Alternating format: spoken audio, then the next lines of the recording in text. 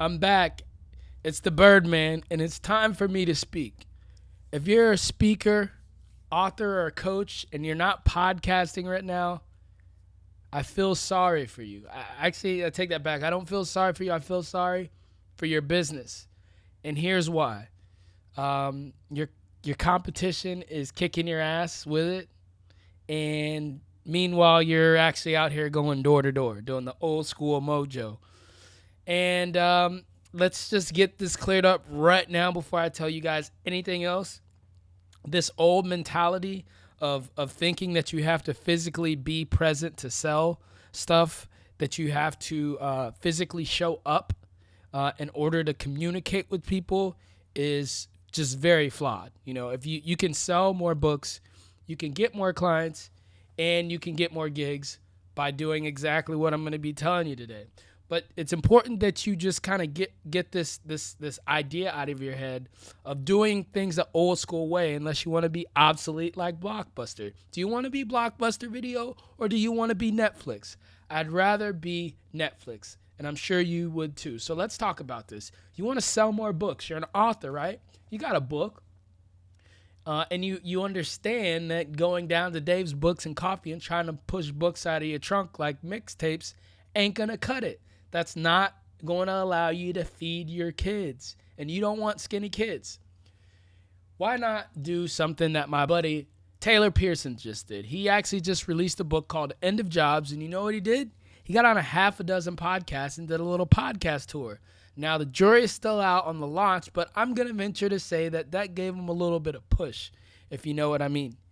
Now, if you already have a book out and it's been out for a year or two and you're not doing anything, you're not communicating with your fans, what the hell are you doing? Sipping back on the beach drinking Mai Tais all day? I mean, how do you expect to make a living off that? Here's a better one. Why don't you start a podcast to communicate with your fans? You know, the people that allow you to eat. You know, the people that are going to allow you to eat off that next book, so you probably should have them stick around. Let's talk about getting more gigs. If you're a speaker and you don't have a podcast, you're screwing up, man. You're really screwing up. I'm going to tell you what. See, my brother, I was actually writing a post about this the other day, and my brother called me right in the middle of writing this post. And it's basically what I'm telling you guys today. And he said, "Hey, Vernon, you'll never believe what happened, man." He's a big speaker, you know, but, he wasn't actively pursuing these guys. Well, he got a call. He said, "You'll never believe what happened. I'm flying out to NYC in a few months, because these guys found me." And I said, "How'd they find you, Ty? How'd they figure out, what was going on in your message that you're trying to put out there to the world?" Well, he said they found him on the podcast, right? So it's pretty easy to see that you should probably have a podcast. But I'm going to take it a step further, because there's another side benefit that people aren't talking about.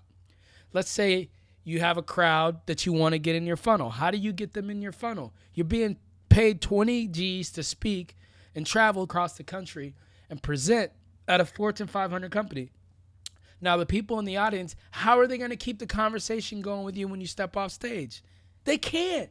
They can't keep the conversation going. And don't say social media or I'll smack you, because I'm not talking about 140 character tweets here. I'm talking about authentic engagement, something that's genuine, something that people feel like they're a part of you and a part of your message. And while you're at it, you can upsell them into your products and service. Now, that's what I call double dipping like Dippin' Dots. So let's talk about getting more clients. So you got a coaching business. Maybe you don't have a coaching business at all. Maybe you're struggling. No worries. It doesn't matter. If you're just getting started, it doesn't matter. If you're a seasoned boss, I'd actually prefer to work with a ladder. But either way, you can't really lose with podcasting. Let me tell you why. Because coaching is a relationship business like most businesses, like my business. If there's no relationship, there's no exchange of monetary value. So how do people hear about you? How do they find out about your coaching business? Chances are they opt into your email list. Chances are they hear you on a podcast. Chances are they probably saw you on a video on YouTube and was like, you know what?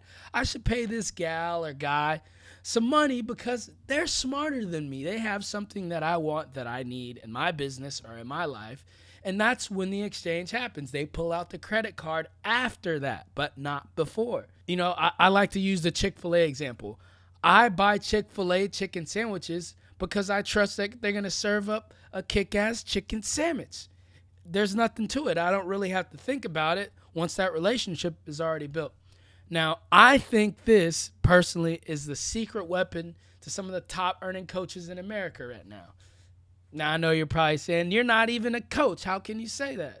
Well, I am a coach, and you can hire me for podcasting coaching, but I'm not this huge, America's top coaches, 18 figures. Is that even a thing?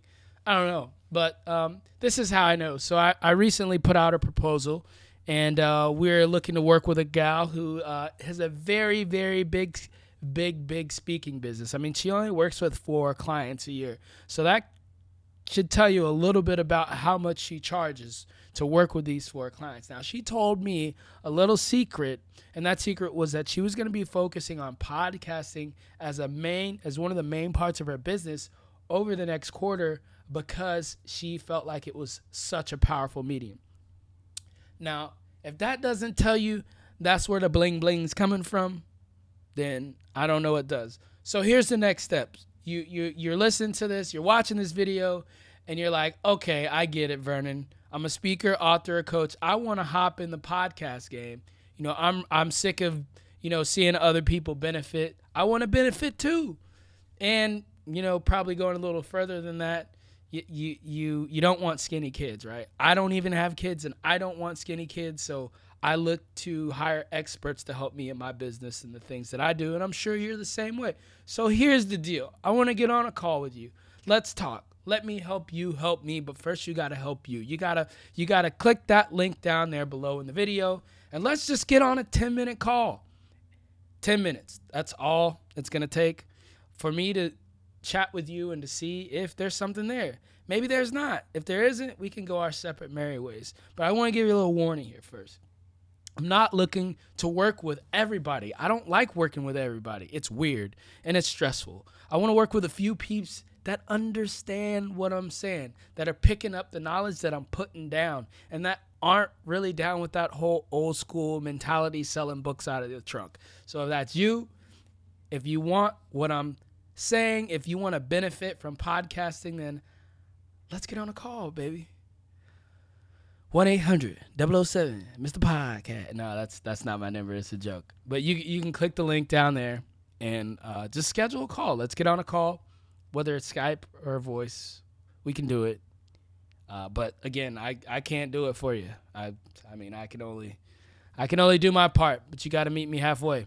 So what's it gonna be?